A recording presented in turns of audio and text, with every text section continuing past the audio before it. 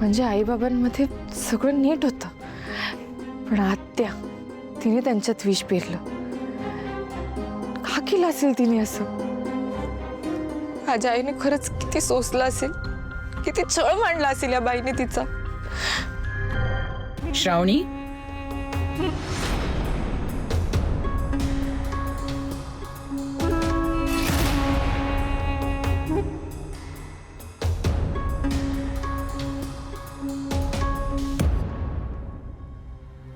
House भागली. माझ्या मुलाला घराबाहेर काढायला निघाली होतीस ना, पण काय झालं? आले मी परत. तू किती हातपाय झाडलेस ना तरी एक गोष्ट लक्षात ठेव, या पटलावरची राणी एकच, अलकनंदा. आणि अलकनंदाचा माज उतरवणारा अजून जन्माला यायचा आहे. तू राणी असल्याचा भ्रम आता लवकरच तुटणार आहे आत्या, कारण मला आता तुझा खरा चेहरा व्यवस्थित कळलाय. माझ्या बाबांच्या साध्या भोळ्या स्वभावाचा असा फायदा करून घेताना लाज नाही वाटली का ग तुला? त्यांना ब्लॅकमेल करून तुझ्या खोट्या खोट्या अश्रूंचा खेळ मांडून फसवत आलीस त्यांना. त्यांच्या प्रेमाचा, त्यांच्या विश्वासाचा असा फायदा उचललास. काहीच नाही वाटलंय सगळं करताना? कसलं प्रेम आणि कसला विश्वास. तुझ्या बापाचं ते आंधळ प्रेम गेलं खड्ड्यात. श्रावणी, कळलं ना? एक गोष्ट लक्षात ठेव, आता तुला सगळं कळलंच आहे ना, तर मी तुला सांगते, मी ना तुझ्या बापाची आहे, ना तुझी आहे, ना या कुटुंबाची. मला फक्त माझा हक्क हवाय आणि सत्ता,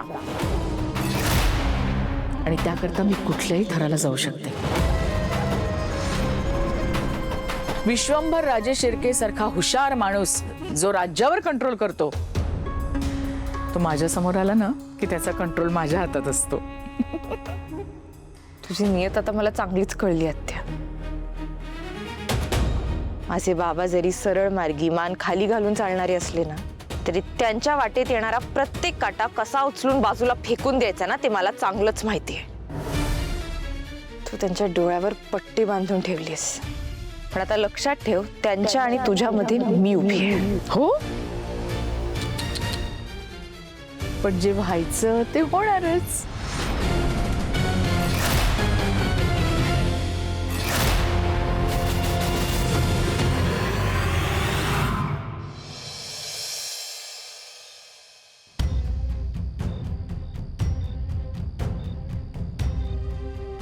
शुभूची बाजू समजून न घेता त्याच्यावर आरोप केले. खर तर सगळ्यात जास्त शुभूला मी ओळखून असायला हवं होतं. तो काही चुकीचं करणार नाही हा विश्वास मला असायला हवा होता.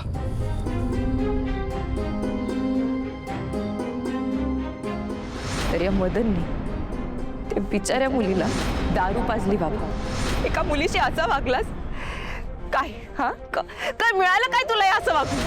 पण तिने चिकाटी सोडली नाही, सत्य उघडकीस आणलंच.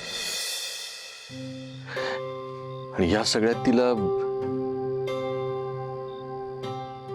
राहिल मन ऐकल सुख रोजच कोमेजल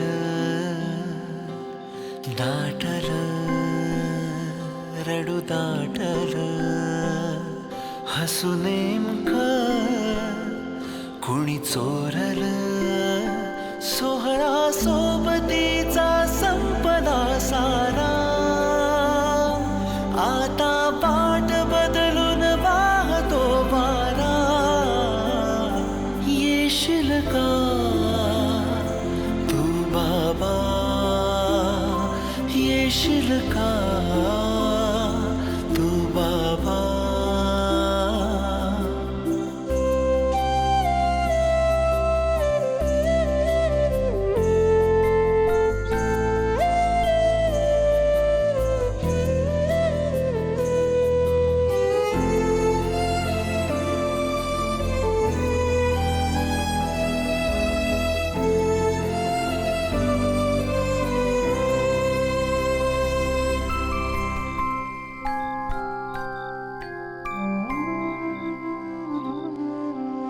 लपछपी भातुकली हरवली मुकी बाहुली रडते घरी आता.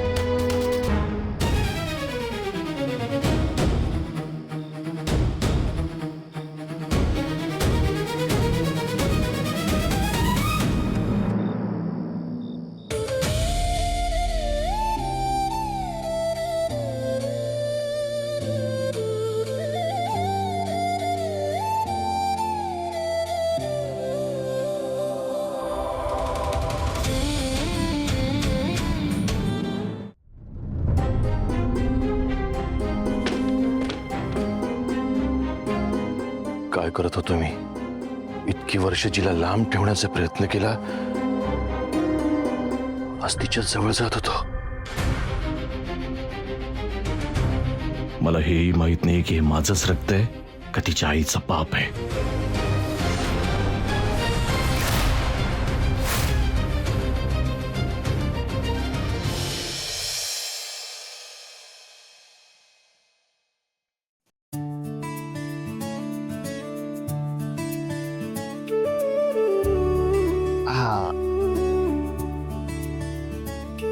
बघू बरं. ओके. हा, आता हात तसा बरा झाला. हो. आता बेल्टची काही गरज नाही. पण हो, तू ते रेग्युलर मसाज वगैरे काय करत होतीस ना, ते अजूनही चालू ठेव. हो डॉक्टर, करते. चला. बरं, तुझा रिझल्ट आहे ना? हो या वर्षी तरी पास होशील ना? हो. म्हणजे काय? ठीक आहे, ऑल द बेस्ट. थँक्यू. आता कसलं टेन्शन घेताय? आता लागली की शुभूला नोकरी.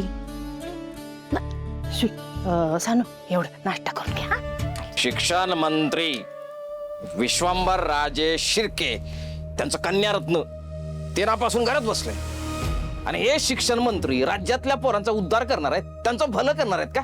काय अधिकार आहे का त्यांना? जर या वेळेला यांचं कन्यारत्न नापास झालं तर आमच्या शिक्षण मंत्र्यांना खुर्चीवरून आम्ही खाली खेचणार. शुभू, अरे ह्यो माणूस काय बोलायला लागलाय साहेबांच्या विरोधात? अरे काय लक्ष देऊ नको त्याच्याकडे. एक नंबरचा खोटारडा आणि आतल्या गाडीचा माणूस आहे ह्यो. सदान कदा साहेबांवर खार खाऊन असतो ह्यो. अरे होय, पण श्रावणी नापास झाली तर मंत्री साहेब गोत्यात येऊ शकतात की. खरं आहे तुमचं अण्णा. यंदाचा निकाल फक्त श्रावणी मॅडमांचा नाही आहे, तो साहेबांचा बी आहे.